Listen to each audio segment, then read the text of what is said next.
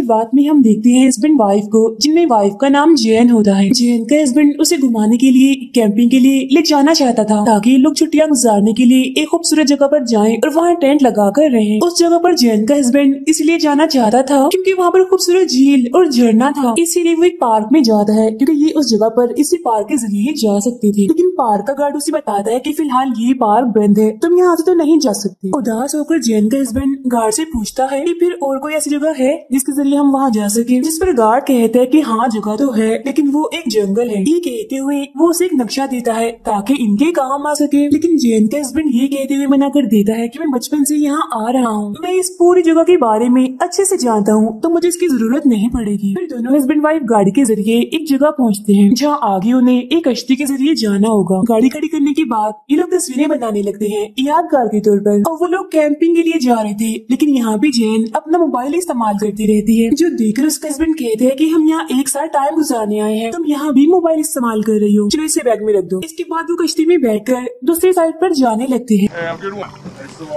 जब ये लोग वहाँ पहुँचते हैं तो पानी से कश्ती निकालते हुए जैन के हस्बैंड के पैर में चोट लग जाती है, उसका खून निकलता है, काफी दर्द भी हो रही थी उसे, लेकिन वो इस पर ज्यादा ध्यान नहीं देता। यहाँ जैन अपने साथ भालू को मारने वाली स्प्रे और फ्लेयर लाइट भी लाई होती है, जो कि मुसीबत के वक्त काम आ सकते हैं। ये दोनों चीजें वो इसीलिए लाई थी क्योंकि उसे डर लग रहा था कि ये जंगल है, तो सवाल ही पैदा नहीं होता कि यहाँ पर कोई खतरा न हो। आगे बढ़ने पर इन्हें वहाँ कुछ और लोग भी दिखते हैं जो इनकी तरह ही कैंपिंग के लिए आए थे। जब उन्हें देखकर जैन को थोड़ी तसल्ली होती है कि शुक्र है उनके अलावा कोई और भी है, और उसका डर थोड़ा कम हो जाता। कुछ दूर जाने पर उन्हें टेंट लगाने के लिए एक अच्छी जगह मिल जाती है। तब ये लोग रात गुजारने के लिए उस जगह को साफ करके टेंट लगा लेते हैं। बाद में बातें करते हुए जैन का हस्बैंड उससे कहता है कि मैंने यहाँ आते हुए एक छोटी सी झील देखी थी, चलो वहाँ नहाने चलते हैं। तब उसकी काफी जिद करने पर जैन मान जाती है, जिसके बाद ये झील में नहाते हैं और काफी मजे करते हैं। अब यहाँ देखते ही देखते अंधेरा होने लगता है और इन्हें भूख भी लगी थी, इसीलिए जैन का हस्बैंड जंगल में लकड़ियाँ लेने के लिए चला जाता है खाना बनाने के लिए, जबकि जैन ये टेंट के पास ही रुक जाती है। लकड़ियाँ लेकर जो वापस आता है तो जैन को एक आदमी से बातें करते हुए देखता है। वो आदमी अपना नाम ब्रैड बताता है और कहता है कि मैं यहाँ पर आने वाले लोगों की उनके ट्रिप में मदद करता हूँ। जैन ब्रैड को कहती है कि आज रात आप यहीं रुक जाइए और रात का खाना हमारे साथ ही खाइएगा, क्योंकि वो उसे एक अच्छा इंसान लग रहा था। लेकिन ये बात जैन के हस्बैंड को अच्छी नहीं लगती, इसलिए वो गुस्से में टेंट के अंदर चला जाता है। तब जैन भी उसके पीछे पीछे टेंट में आ जाती है ताकि पूछ सके कि उसे हुआ क्या है। उसका हस्बैंड उस पर काफी गुस्सा करता है क्योंकि वो नहीं चाहता था कि कोई उन्हें डिस्टर्ब करे जिससे उन्हें परेशानी हो। लेकिन जैन उसे कहती है कि ब्रैड एक अच्छा आदमी है और उसके पास बहुत सारी मछलियाँ भी हैं जिन्हें हम रात के खाने में पका सकते हैं। जब ये दोनों टेंट से बाहर आते हैं तो ब्रैड वहाँ से जाने लगता है, लेकिन ये दोनों उसे रोक लेते हैं क्योंकि अब उसे ऐसे जाने दिया तो ये अच्छी बात नहीं होगी। रात होते ही तीनों मछलियाँ पकाते हुए बातें कर रहे थे और ब्रैड यहाँ अजीबोगरीब हरकतें करने लगता है। उसका जो दिल चाह रहा था वो कर रहा था, तो वो जेम्स भी बड़ी अजीब बातें करता है। उसकी ये हरकतें दोनों हस्बैंड वाइफ को बिल्कुल भी अच्छी नहीं लगती। खाना खाने के बाद जब ब्रैड वहाँ से जाने लगता है तो वो जैन के हस्बैंड को चिढ़ाने के लिए जानबूझकर उससे पूछता है कि शाम को जब मैं यहाँ आया था तो तुम्हारी और जैन की किस बात को लेकर बहस हो रही थी। जिस सुनकर जैन के हस्बैंड भी उससे बड़ा अच्छा जवाब देता है कि मुझे तुम अच्छे इंसान नहीं लगे, इसीलिए मैं नहीं चाहता था कि तुम एक मिनट भी हमारे साथ गुजारो। इसके बाद ब्रैड वहाँ से चला जाता है। जैन का हस्बैंड उससे थोड़ा नाराज होता है क्योंकि ब्रैड उनका इतना अच्छा ट्रिप और मूड दोनों ही खराब कर गया। रात को जब ये लोग सोने लगते हैं तो जैन को अभी भी यही फिक्र हो रही थी कि कहीं ब्रैड दोबारा उन्हें तंग करने ना आ जाए, लेकिन उसके हस्बैंड उसे बेफिक्र होकर सोने का कहता है। अगली सुबह उठकर दोनों आगे बढ़ने लगते हैं। रास्ते में जैन के हस्बैंड को भालू के पैर के निशान दिखते हैं, लेकिन वो ये बात जैन को नहीं बताता क्योंकि वो घबरा जाएगी, डर जाएगी। आगे जाने पर उसका हस्बैंड अपना रास्ता बदलकर जंगल के और अंदर जाने लगता है क्योंकि वो झरना और खूबसूरत झील वहीं पर है। अब ये चलते चलते जंगल के काफी अंदर आ जाते हैं। रात को जैन का हस्बैंड देखता है कि कश्ती निकालते हुए उसके पैर पर जो चोट लगी थी वो अब काफी खराब हो रही है, उसका नाखून भी उखड़ चुका है, इन्फेक्शन फैल रहा है। ये देखकर जैन उसके पैर पर दवा लगाकर पट्टी करती है। खाना खाने के बाद ये लोग सो जाते हैं, लेकिन रात के वक्त इनके टेंट पर कुछ गिर जाता है जिस वजह से जैन की आंख खुल जाती है। उसे अभी भी ये लग रहा था कि ये सब ब्रैड ही कर रहा है, लेकिन उसका हस्बैंड उसे समझाता है कि घबराओ नहीं, वो ब्रैड नहीं है, बस पत्ते गिर रहे हैं। अगली सुबह टेंट से बाहर आकर जैन का हस्बैंड देखता है कि उनके टेंट के सामने एक टूटा हुआ पेड़ पड़ा हुआ है। यहाँ वो ये सोचते हैं कि शायद इस तूफान की वजह से ये टूटकर गिर गया और इस चीज पर ज्यादा ध्यान ना देते हुए अपने सफर पर आगे बढ़ते हैं। रास्ते में उसके हस्बैंड को लाल रंग का एक फल दिखता है जिसे बेरीज कहते हैं और वो उसे खाने लगता है। वो बचपन में जब यहाँ आया करता था तब से उसे इन बेरीज के बारे में पता है। इसी दौरान जैन को किसी मरे हुए जानवर की बदबू आने लगती है और जब वो चेक करने के लिए जाते हैं तो वहाँ पर एक मरा हुआ हिरन था जिसके जिस्म की हालत काफी खराब थी। किसी ने बड़ी बेरहमी से उसके जिस्म का आधा हिस्सा खाया हुआ था। ये देखकर जैन काफी घबरा जाती है, उसका दिल खराब होने लगता है। फिर वो इस चीज को भी भुलाकर आगे बढ़ जाते हैं और आखिरकार उस जगह पर आ जाते हैं जहाँ इन्हें आना था। लेकिन जैसा कि जैन के हस्बैंड ने बताया था कि यहाँ पर खूबसूरत झील है, झरना है, यहाँ तो ऐसा कुछ भी नहीं होता बल्कि झाड़ियाँ ही होती हैं। ये देखकर वो मायूस हो जाता है और अपना सर पकड़ लेता है। परेशान भी था वो क्योंकि उसे समझ आ गई थी कि वो रास्ता भटक चुके हैं। जैन उससे पूछती है कि आखिरी बार तुम यहाँ कब आए थे, जिस पर वो कहते हैं कि जब मैं स्कूल में पढ़ता था आखिरी बार मैं तभी आया था। अब दोनों ही काफी डरे हुए थे क्योंकि रास्ता उन्हें मालूम नहीं था और मुसीबत की बात ये थी कि उनके पास नक्शा भी नहीं था। उसने गार्ड से उस नक्शे को लेने से इनकार जो कर दिया था क्योंकि उसका मानना ये था कि उस जगह के एक एक हिस्से को बड़ी अच्छी तरह जानता है। अब जैन जल्दी से अपना मोबाइल निकालने लगती है ताकि वो देख सके कि इस वक्त वो कहाँ है। लेकिन यहाँ उसके हस्बैंड कहते हैं कि मैंने पहले ही तुम्हारा मोबाइल गाड़ी में रख दिया था ताकि हम साथ वक्त गुजार सके और तुम जरा मोबाइल इस्तेमाल ना करो। ये सुनकर जैन काफी गुस्सा हो जाती है और पूछने लगती है कि आखिर तुम इस जगह पर आना ही क्यों चाहते थे, क्या बात थी ऐसी। वो कहते हैं कि उस झरने के सामने मैं तुम्हें अंगूठी पहनाना चाहता था और बताना चाहता था कि मैं तुमसे कितना प्यार करता हूँ। इससे जाहिर है तुम्हें बहुत खुशी होती। ये सुनकर जैन उस पर गुस्सा करती है और कहती है कि देखो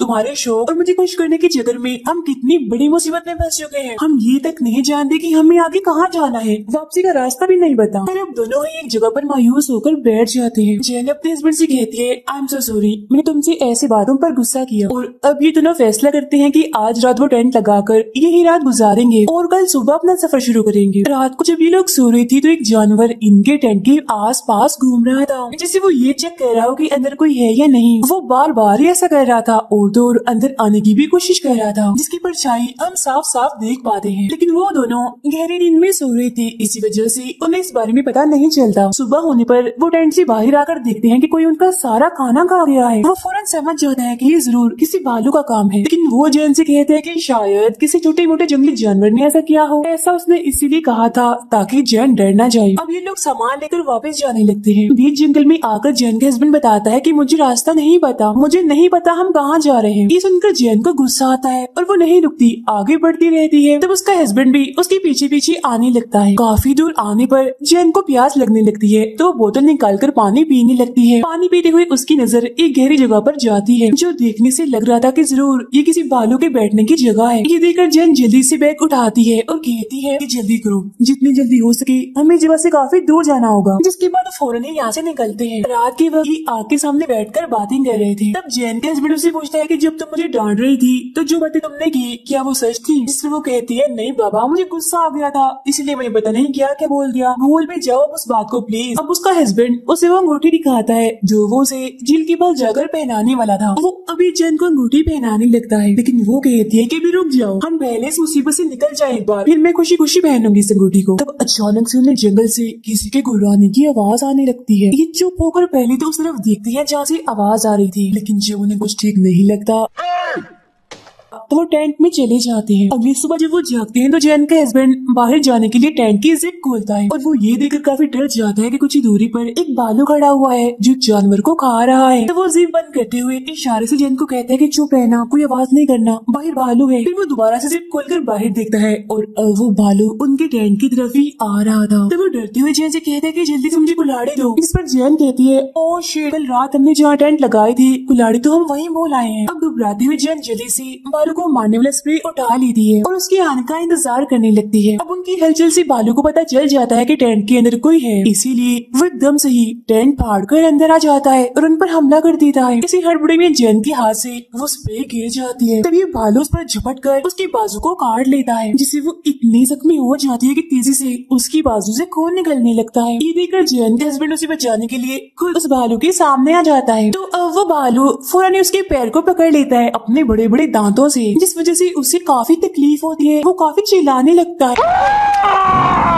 इस बीच मौका देकर जैन स्प्रे उड़ाकर भालू पर कर देती है और उसे वहाँ से भगा देती है। लेकिन जब वो अपने हस्बैंड के पैर को देखती है तो काफी घबरा जाती है, क्योंकि भालू ने उसे बहुत ज्यादा जख्मी कर दिया था। तेजी से उसका खून निकल रहा था। उसका हस्बैंड बताता है कि मुझे ऐसा लग रहा है जैसे मेरा पैर मेरे जिस्म के साथ ही नहीं है। ऐसा उसे इसीलिए महसूस हो रहा था क्योंकि तेजी से उसका बहुत सारा खून बह चुका था।